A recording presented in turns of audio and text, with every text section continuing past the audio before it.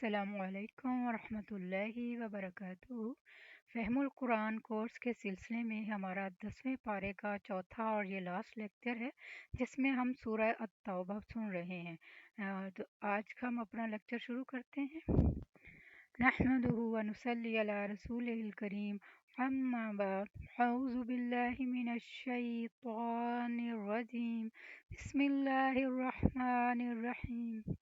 ربی شرح لی صدری ویسر لی امری واحلل عقدۃ من لسانی یفقہوا قولی واجعل لی وزیرا من اہلی ربی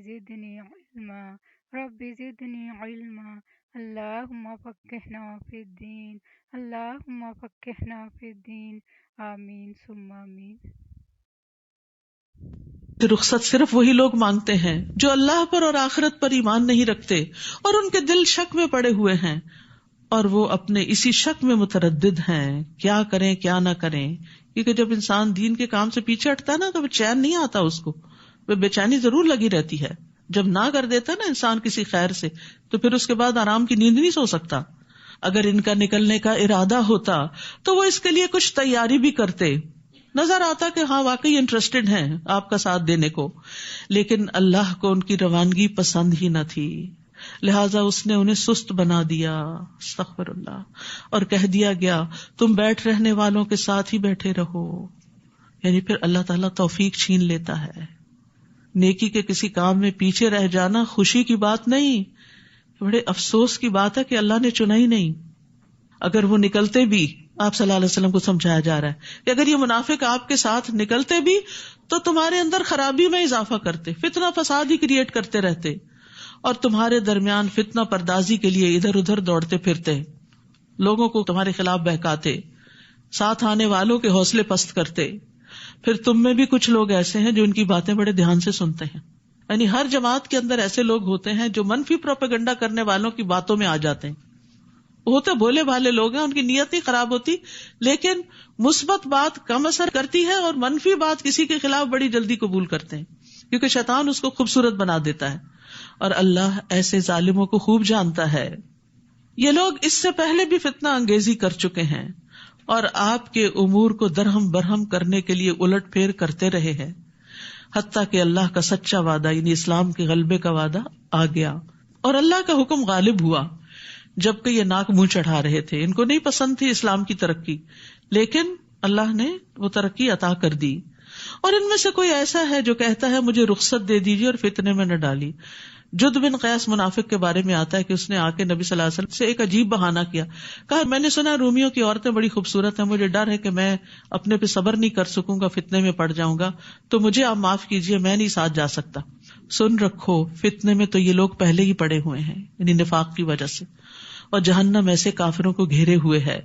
اگر آپ کو کوئی بھلائی ملے تو انہیں بری لگتی ہے، دل سے تو دشمن ہے، حاسد ہے، اور اگر کوئی مصیبت آ پڑے تو کہتے ہیں ہم نے تو اپنا معاملہ پہلے ہی درست کر لیا تھا، شکر ہے ہم وہاں موجود نہیں تھے، پھر وہ خوش خوش واپس جاتے ہیں۔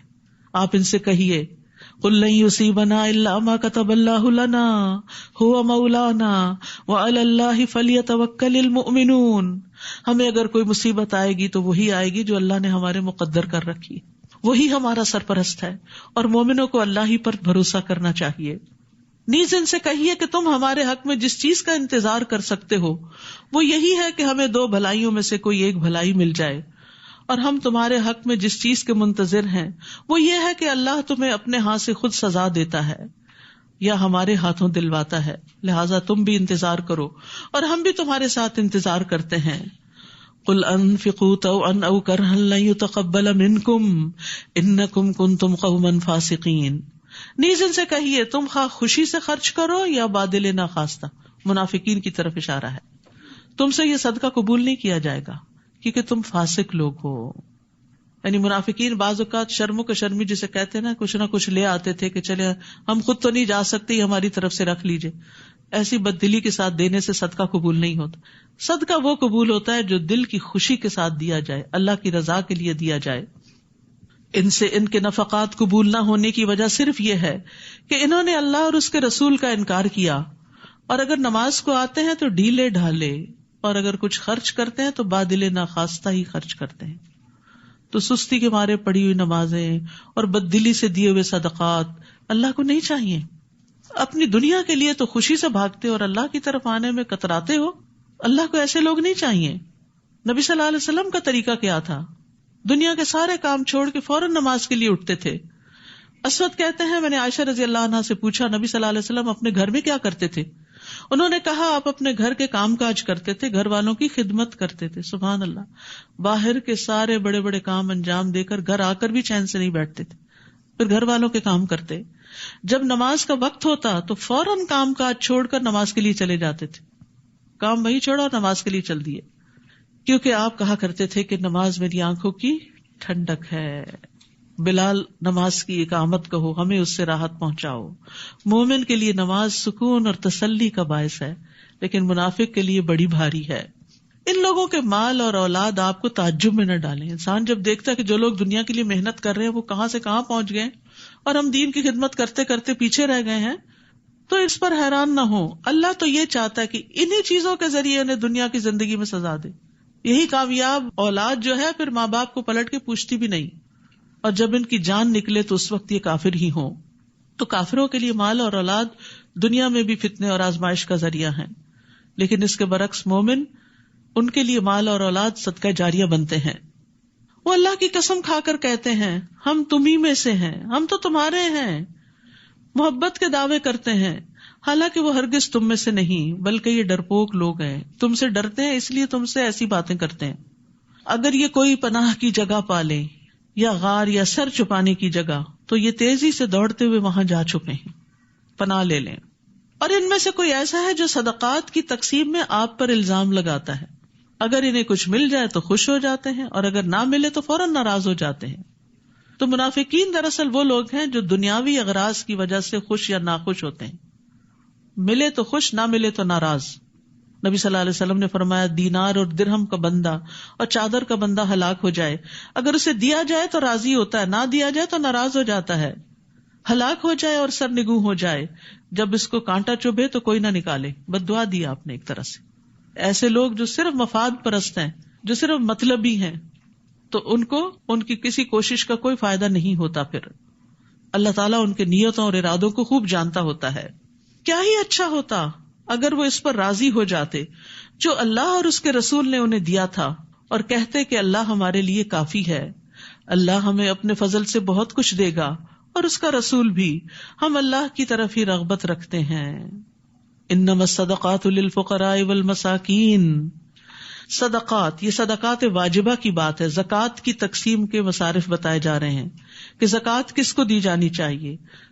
وہ تو دراصل فقیروں, جن کے پاس کچھ بھی نہیں, مسکینوں ہیں لیکن پورا نہیں پڑتا, اور ان کارندوں کے لیے, ورکرز کے لیے جو اس کی وصولی پر مقرر ہیں, زکوٰۃ کا حساب کتاب کرتے ہیں. نیز تالیف قلب. تالیف قلب یعنی وہ لوگ جو اسلام لے آئے ہیں, نیو مسلمز, ان کی مالی مدد کے لیے تاکہ وہ اسلام پر جم جائیں, ان کے مسائل حل ہو جائیں.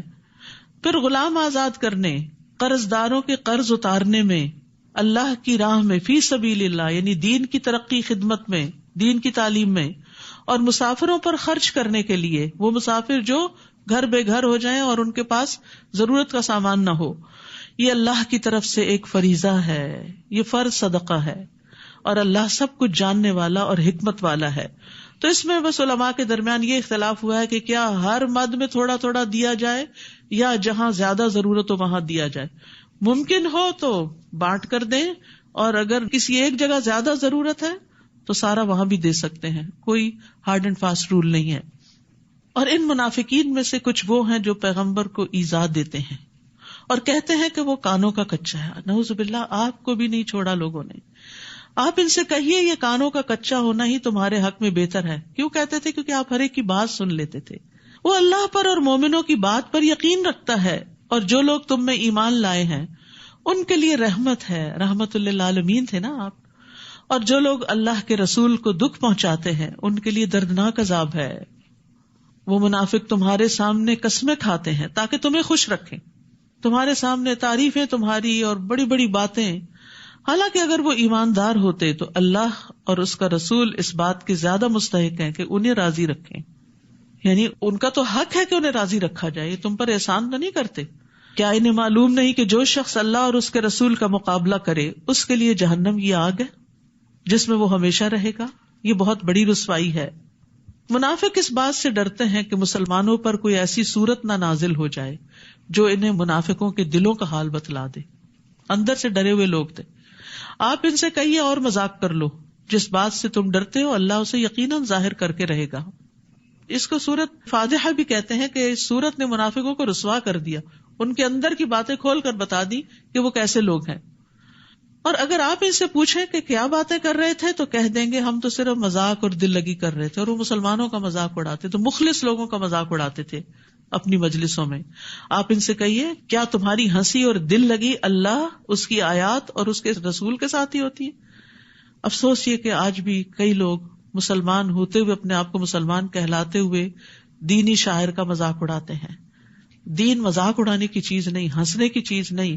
اور ایسے لطیفے سننے اور سنانے سے پرہیز کرنا چاہیے جس میں دین کی کسی بات، قرآن کی کسی آیت، کسی حکم کا مذاق اڑایا گیا ہو. تو اس آیت سے یہ دلیل ملتی ہے کہ سنجیدگی یا مذاق میں بھی رسول اللہ صلی اللہ علیہ وسلم کی شان کو گھٹانا کفر کا رویہ ہے. اور اگر کوئی مذاق اڑا رہا ہو تو وہاں سے اڑ جانا چاہیے.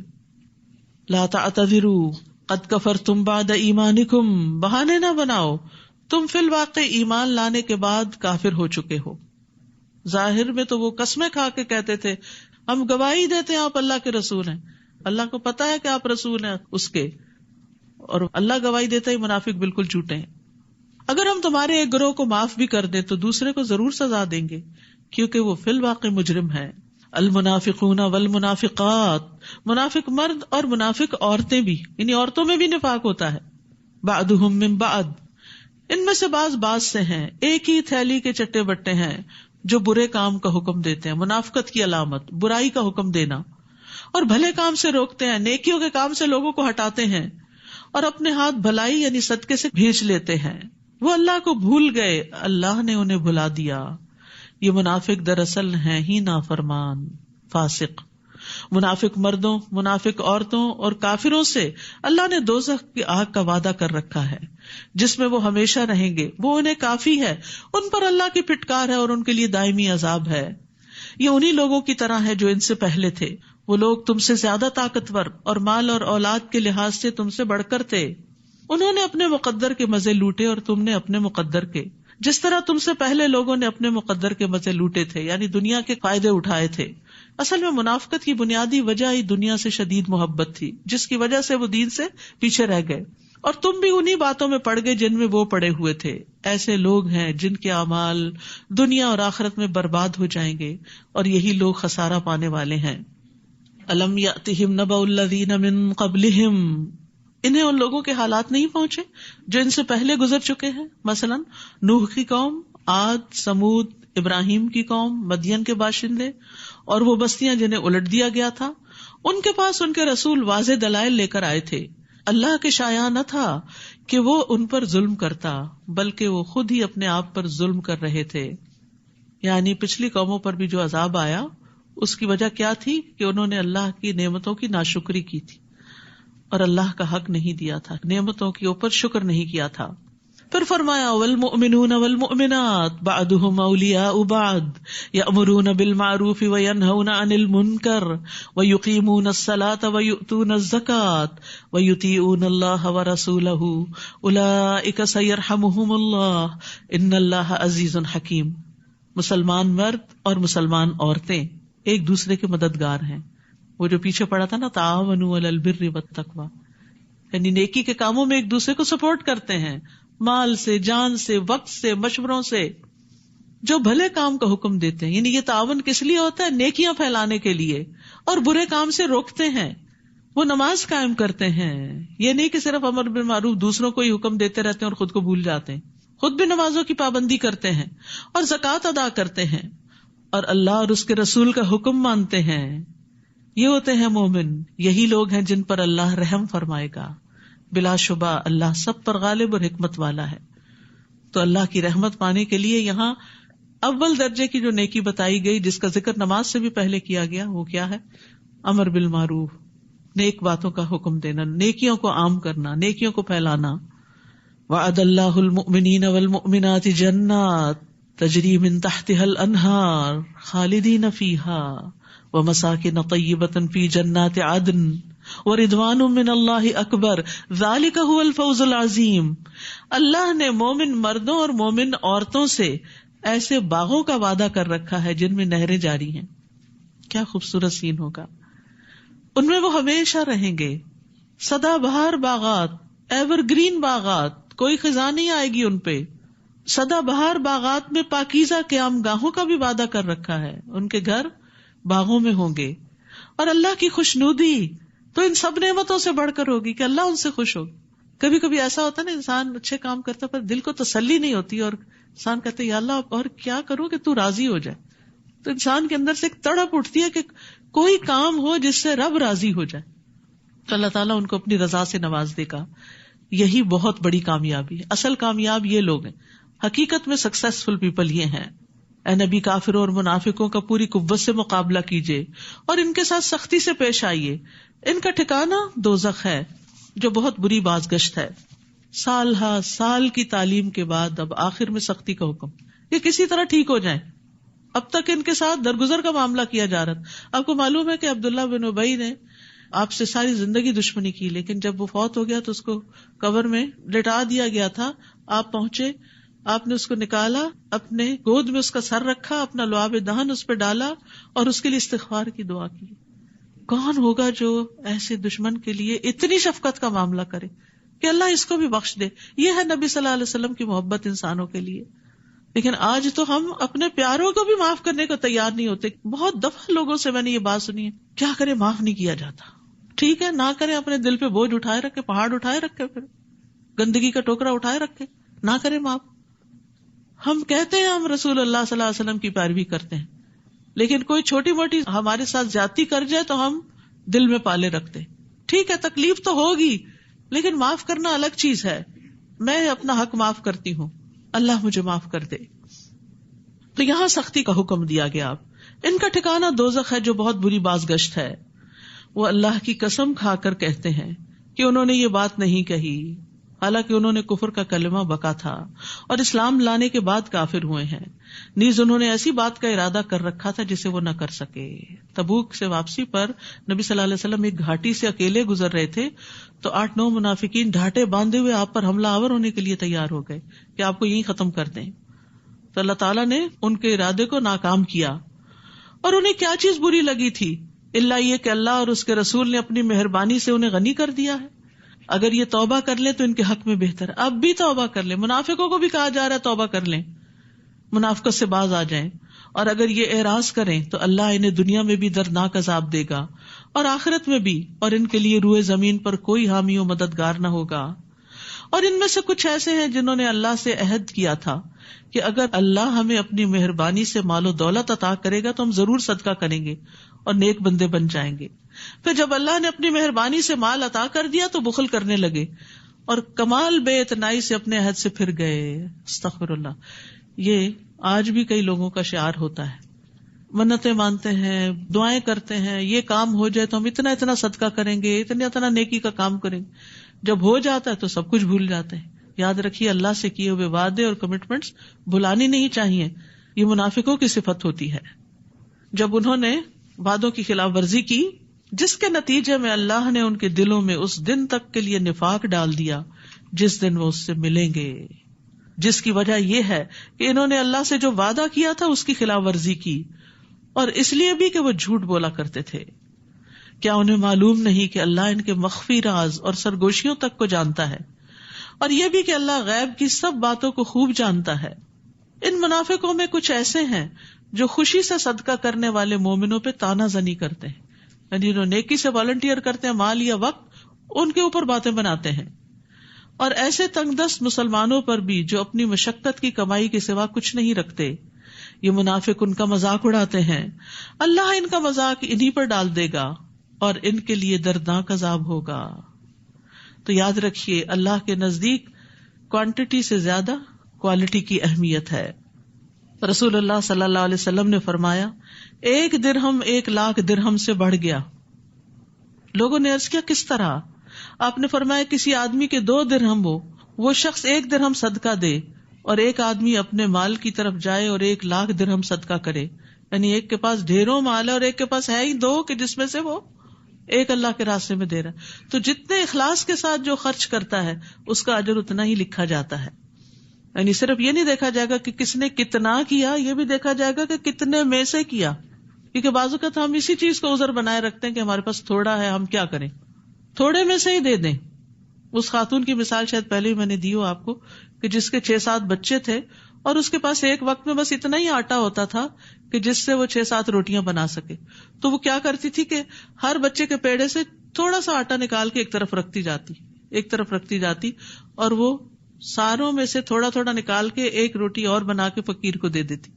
تو جس نے دینا ہوتا ہے وہ تھوڑے میں سے بھی نکال لیتا ہے، اسے اس میں سے بھی نکالنے کا طریقہ آتا ہے، کیونکہ اس کو پتا ہے کہ جو تھوڑے میں سے دیتا ہے اللہ اس کو زیادہ دیتا ہے.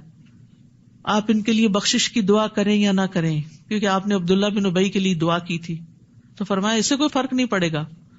اگر آپ ان کے لیے 70 مرتبہ بھی دعائیں مغفرت کریں تو اللہ انہیں معاف نہیں کرے گا. تو آپ نے فرمایا تھا میں 70 سے زیادہ دفعہ کر دوں گا. یہ تھی آپ کی مہربانی. کیوں نہیں معاف کرے گا اللہ ان کو؟ یہ بظاہر مسلمان تھے.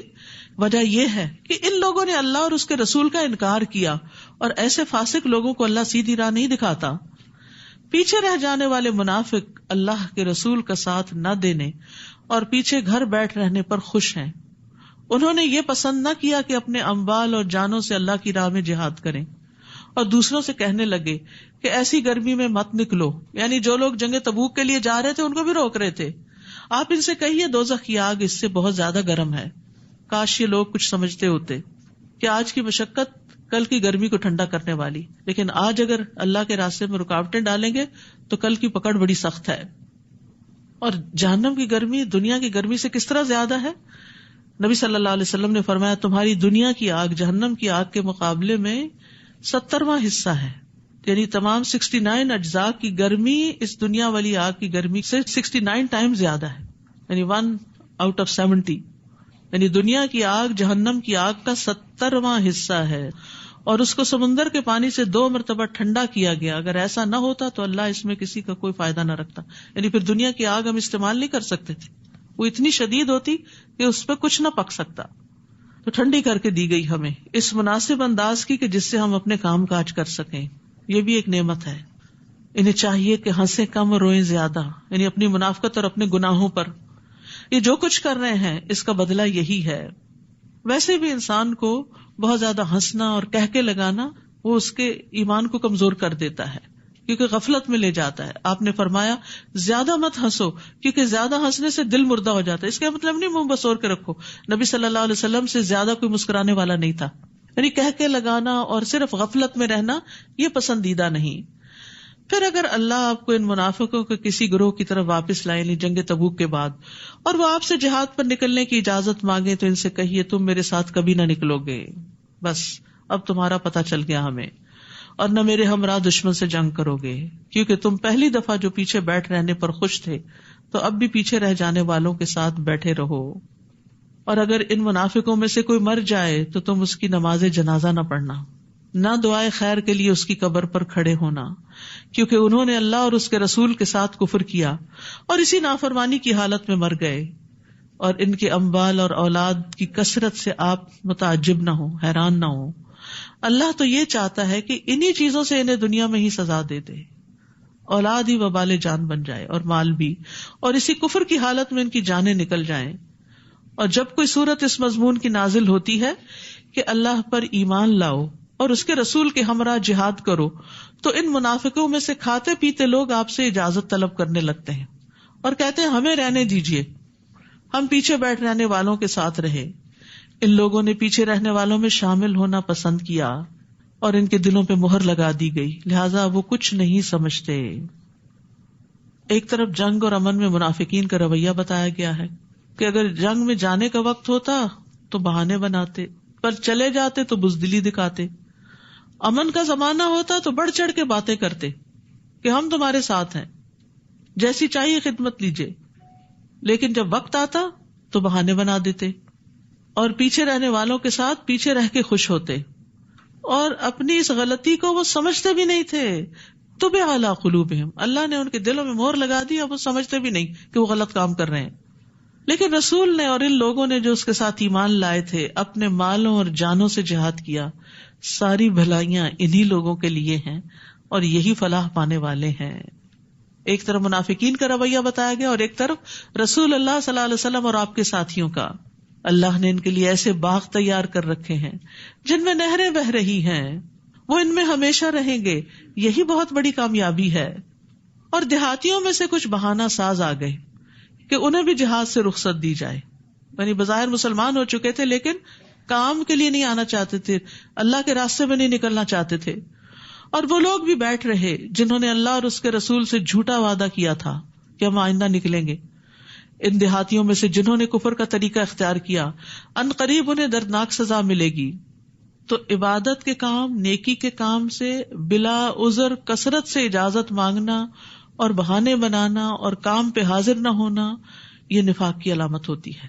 یعنی خیر سے پیچھے نہیں رہنا چاہیے. ٹھیک ہے, اگر انسان بہت سابقون الاولون میں نہیں تو کچھ نہ کچھ اپنا حصہ اس میں ضرور ڈالے, اور جب زیادہ مشکل حالات ہوں تو زیادہ حصہ ڈالے. عام حالات میں چلے کم صحیح, لیکن یہ مشکل وقت تھا جنگ تبوک کا, تو اس میں انہیں پیچھے نہیں رہنا چاہیے تھا. کمزور اور مریض اور وہ لوگ جن کے پاس شرکت جہاد کے لیے خرچ کرنے کو کچھ نہیں, اگر پیچھے رہ جائیں تو کوئی حرج نہیں, ان کو معذور قرار دیا گیا. یہ ہمارے دین کی خوبی ہے. نماز میں بھی رخصت رکھی گئی سفر میں آدھی یا جمع کرنے کی, روزے بھی سفر میں چھوڑنے کی اجازت دی گئی, زکوٰۃ بھی اگر ایک سرٹن اماؤنٹ تک نہیں پہنچتے نصاب تک تو رخصت ہے, حتیٰ کہ حج بھی سب پر فرض نہیں ہے.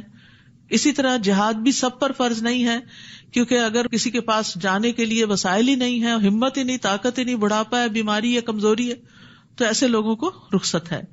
بشرطے کہ ایک شرط, وہ اللہ اور اس کے رسول کے خیر خواہ ہوں, نیت اچھی ہو, دل کی تڑپ موجود ہو. ایسے محسنین پر کوئی الزام نہیں, اور اللہ درگزر کرنے والا اور رحم کرنے والا ہے. تو یہاں سے پتہ چلتا ہے کہ اخلاص نیت کا بڑا فائدہ ہے. آپ صلی اللہ علیہ وسلم نے فرمایا, کچھ لوگ مدینہ میں ہمارے پیچھے رہ گئے ہیں, لیکن ہم کسی بھی گھاٹی یا وادی میں چلیں وہ ثواب میں ہمارے ساتھ ہیں, ان کو صرف عذر نے روک رکھا ہے. تو یاد رکھیے, دل کی تڑپ بڑے کام آتی ہے. نیکیوں کے لیے ارادے کرتے رہا کریں, نیت کر لیا کریں. نبی صلی اللہ علیہ وسلم نے فرمایا, جو شخص حج کے ارادے سے نکلے اور راستے میں موت آ جائے تو اللہ اس کے لیے قیامت کے دن تک حج کرنے والے کا ثواب لکھ دے گا. اسی طرح عمرے کا, اسی طرح جہاد کا. اور نہ ہی ان لوگوں پر کچھ الزام ہے جو آپ کے پاس آئے کہ آپ انہیں سواری دے دیں. آپ نے کہا میرے پاس تمہارے لیے سواری کا کوئی بندوبست نہیں, تو وہ واپس چلے گئے, اور اس غم سے ان کی آنکھیں اشک بار تھی, رو رہے تھے کہ ان کے پاس خرچ کرنے کو کچھ نہیں, وہ سواری کا انتظام نہیں کر سکتے, اس لیے وہ پیچھے رہ گئے. تو مخلص صحابہ پیچھے رہنے پہ روتے تھے اور منافقین جانے پہ روتے تھے. تو ہم اپنا بھی جائزہ لیں کہ کسی نیکی کے کام سے محروم ہونے پر ہمیں کبھی رونا آیا. الزام تو ان لوگوں پر ہے جو غنی ہونے کے باوجود آپ سے رخصت مانگتے ہیں. انہوں نے پیچھے رہ جانے والیوں کے ساتھ شامل ہونا پسند کیا, اور اللہ نے ان کے دلوں پر مہر لگا دی, لہٰذا اب یہ کچھ نہیں جانتے. انما السبیل علی الذین یستأذنونک وہم اغنیاء رضوا بان یکونوا مع الخوالف وطبع اللہ علی قلوبہم فہم لا یعلمون. وآخر دعوانا ان الحمد للہ رب العالمین. سبحانک اللہم وبحمدک اشہد ان لا الہ الا انت استغفرک واتوب الیک. السلام علیکم ورحمۃ اللہ وبرکاتہ.